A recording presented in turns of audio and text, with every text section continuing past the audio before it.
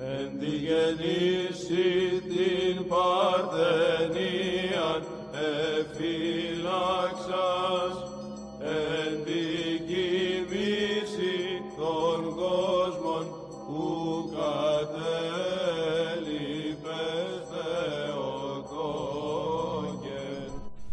Празнувајќи го успението на Пресвета Богородица, човекот суштински ја празнува победата на животот над смртта. Не ја празнува смртта на Богородица, но нејзиното успение. Гробот на Пресвета Богородица е празен. Нејзиното тело е телото кое што го прими Бога, телото кое што го затвори во себе огнот на Божеството, без притоа да согори. Таквото тело не беше возможно да го следи патот на трулежноста.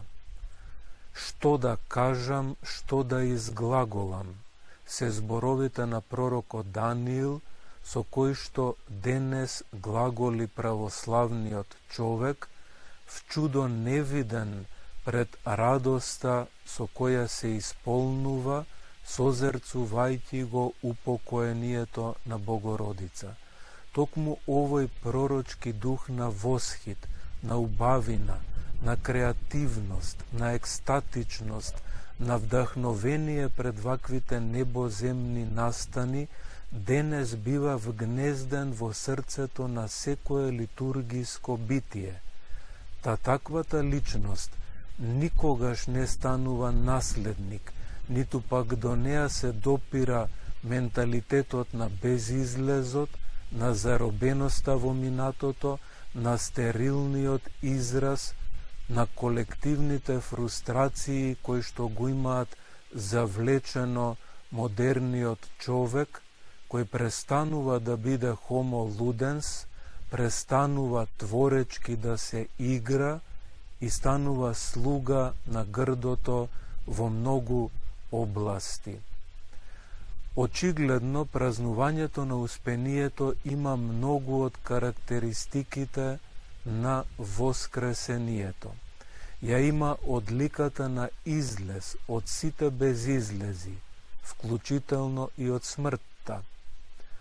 Така, навистина има право Христо именитиот род, кога Успението Богородично го нарекува Пасха на летото.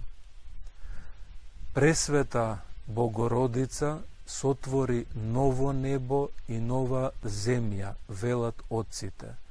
Уште поточно, таа представува ново небо и нова земја.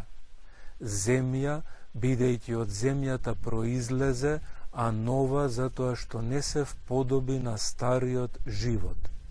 А небо, затоа што кој не знае дека таа стана туѓа на секоја пропадливост, та од тука на неа се исполнуваат зборовите на божественото ветување преку пророкот Исаија: јас ке ви дадам ново небо и нова земја.